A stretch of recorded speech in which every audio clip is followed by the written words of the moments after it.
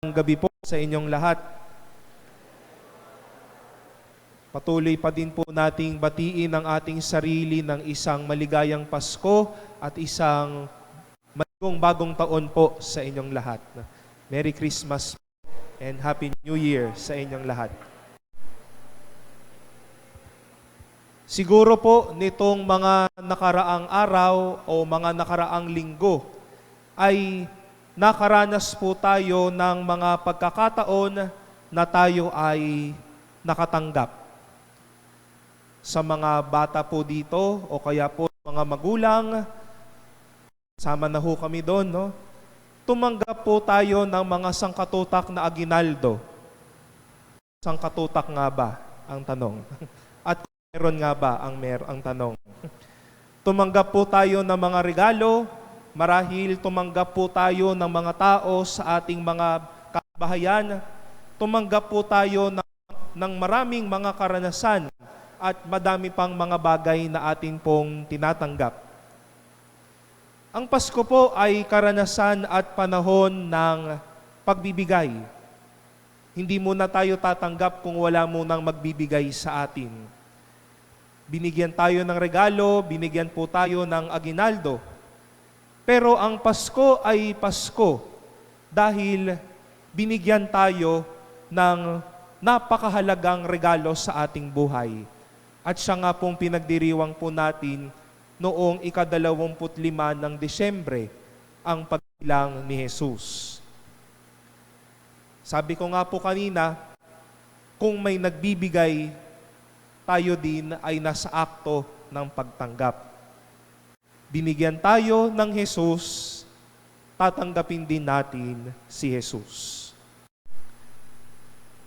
Malaki po ang paanyaya ni San Juan sa atin pong narinig na unang pagbasa kung saan pinaalalahanan niya tayo kung ano nga po ba ang isang pinakamahalagang bagay o ano nga po ba ang bunga sa pagtanggap kay Jesus. At umpisa pa lang ng ating unang pagbasa, narinig na po natin ang bunga kapag hindi natin tinatanggap si Jesus. Tayo ay mga sinungaling. Maganda po na nakikita natin ano po muna ang mga tinatanggap natin. Tumatanggap tayo ng papuri dahil may ginawa tayong maganda. Tumatanggap tayo ng parangal dahil tayo ay nasa pedestal tayo ng ating buhay. Tumatanggap tayo ng biyaya dahil tayo ay biniyayaan o nabahaginan. Tumanggap tayo ng posisyon sa pamilya, sa simbahan, sa lipunan, at anumang mayroon tayo.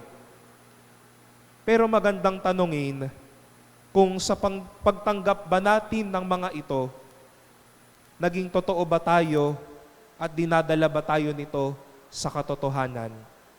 At ang pinakamrurok na mga ito, tumanggap nga tayo ng mga bagay, tinanggap ba muna natin si Jesus? Busog ka nga nung Pasko, madami ka mang ampaw nung Pasko, pero nasabi mo ba sa sarili mo, nailit ko ang panahon ng Adbyento at nailagay ko si Jesus sa aking puso. Maganda pong balikan ang hamon ni Juan sa ating unang pagbasa. Natanggapin si Jesus, maniwala dahil kay Jesus, dahil ang bunga ng mga ito, katotohanan ang ibinibigay sa atin. Sa totoo tayo inilalagay ng mga ito. Pero mga kapatid, hindi lang po sapat na tanggapin lang si Jesus. Kapag tinanggap po si Jesus, package po ito. May kasunod na hamon at biyaya. At ayun po ang hamon at biyaya na tanggapin naman din kung sino tayo. Ito po ang naging buhay ni San Juan Bautista. Narinig na po natin itong kwentong ito noong 3 linggo ng panahon ng Adbyento. Naiyak po ang mga tao sa kanya dahil kilala na siya, famous siya.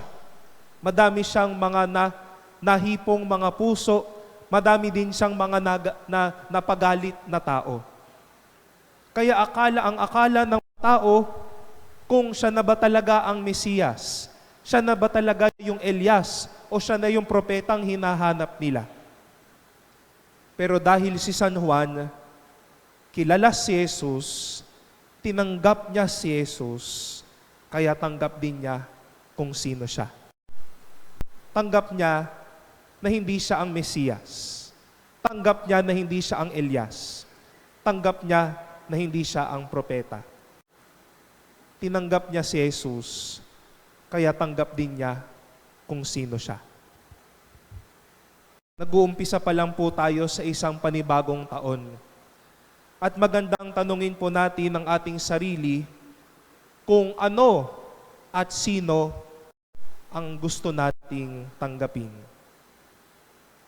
Totoo po na tao tayo bilang tao, may mga iba't iba tayong gustong makuha at matanggap. Gusto natin ito. Hindi tayo mapakali dahil gusto pa rin natin yan. Hindi tayo maaligaga dahil gusto natin ng madami. Pero, tanggap nga tayo ng tanggap, baka hindi naman tayo ginagawang totoo na kung sino talaga tayo at dinadala sa totoong sarili natin. May mga tinatanggap nga tayo sa buhay na ito. Baka naman unti-unti na tayong binubulag nito sa kung sino ba talaga tayo.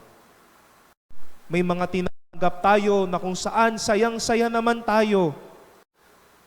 Pero hindi naman pala pinapalaya ng mga ito at mas masahol pa. Baka hindi na tayong ginagawang totoo ng mga ito. Muli, mga kapatid, nag-uumpisa pa lang po tayo ng bagong taon. Ibinibigay si Jesus sa atin sa Pasko na sana ay biyayang tayo din ay tumanggap sa Kanya. Sa pagtanggap kay Jesus, magiging totoo tayo. Dahil ang pagtanggap kay Jesus, hindi lang tanggapin ang Kanyang salita, kundi tanggapin din kung anong gusto niyang malaman tungkol sa atin. May luha man, may bigat man po tayong katotohanan sa buhay, may krus man po tayong hinaharap, basta totoo, dahil tinanggap natin si Jesus. Sa pagtanggap kay Jesus, humandin po tayo sa ibibigay niya sa atin, ang kung sino po tayo, at ang totoong tayo.